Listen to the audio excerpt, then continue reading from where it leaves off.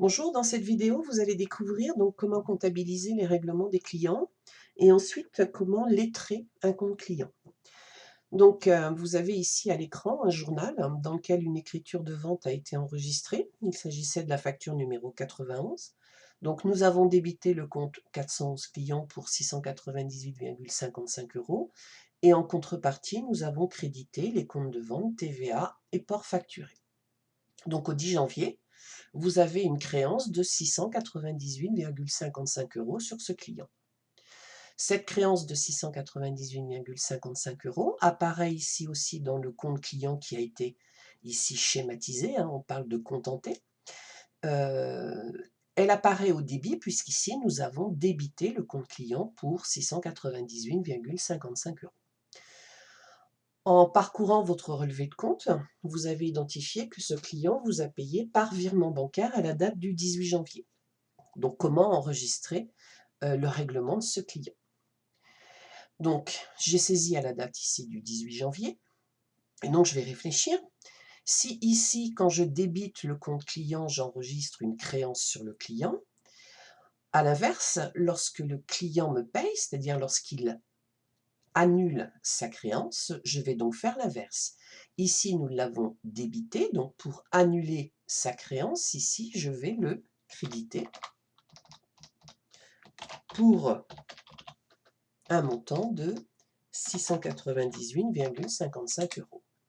Et donc en contrepartie, je vais débiter mon compte banque, compte sur lequel tout simplement je vais encaisser ici le virement pour un montant de 698,55 €.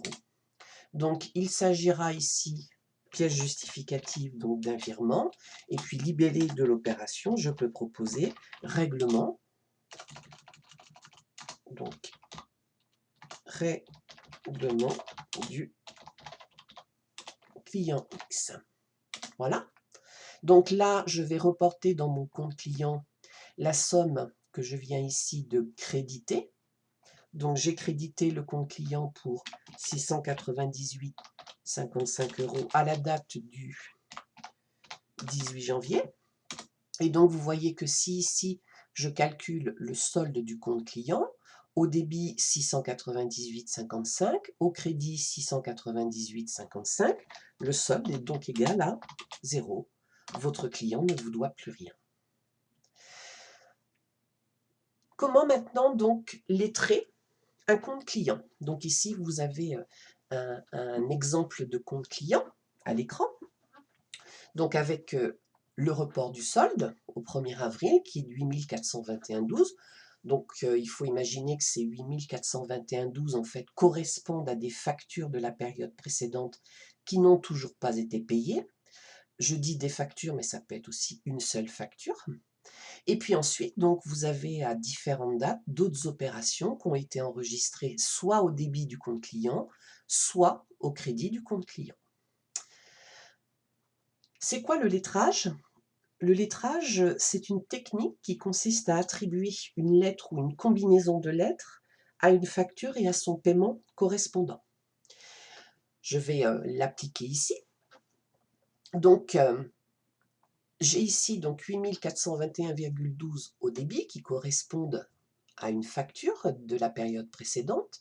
Est-ce que je retrouve son règlement, mais au crédit du compte client? Donc ici, effectivement, je retrouve le chèque 125 41 00.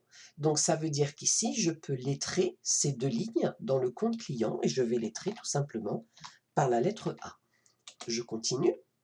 Est-ce que je retrouve 2 458,20 €, facture 1251? Est-ce que je retrouve son règlement enregistré au crédit? Je ne vois pas de somme identique, donc je vais passer à la suivante. Les 5 411,84, je les retrouve ici. Donc la facture 1265 a été ici payée le 20 avril par un chèque numéro 184. Ce qui veut dire que là aussi, je vais pouvoir lettrer ces deux lignes-là. Voilà, je continue.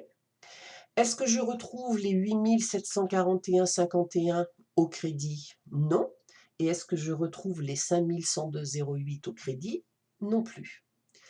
Maintenant, la situation est en fait peut-être un petit peu plus complexe. C'est-à-dire que par exemple ici, je m'aperçois que j'ai un chèque de 13 843,59 €. Est-ce que ce chèque ne correspondrait pas au regroupement de plusieurs factures? Et en l'occurrence, si j'additionne ici les 8 741,51 et les 5 102,08, je retrouve bien 13 843,59. Ce qui veut dire qu'ici, le client a payé avec un seul chèque 2 factures. Donc là aussi, je vais pouvoir lettrer ces 3 lignes, les 2 factures et ici, le règlement de la facture. Il me reste donc dans mon compte encore 4 lignes qui ne sont pas lettrées, donc je vais remonter dans mon compte client. Et donc ici, je m'aperçois que les 2 458,20, il y a eu quelques jours après un avoir de 155,55 €.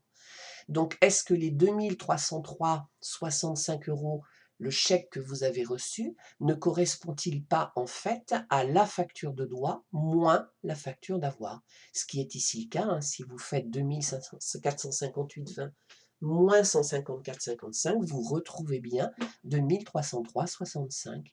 Donc là aussi, je vais pouvoir lettrer, donc je suis rendue à la lettre D, la facture de droit, la facture d'avoir, ainsi ici que le chèque. Voilà, et donc là, je ne peux pas aller plus loin dans le lettrage, et donc il reste ici une facture non payée, c'est la facture 1359, pour un montant de 1204,25 €. Elle sera certainement lettrée au mois de mai, lorsque le client tout simplement paiera sa facture. Donc pour l'instant, je la laisse telle quelle.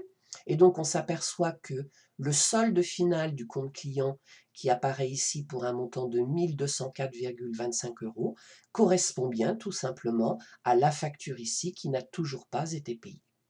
Cette vidéo est maintenant terminée.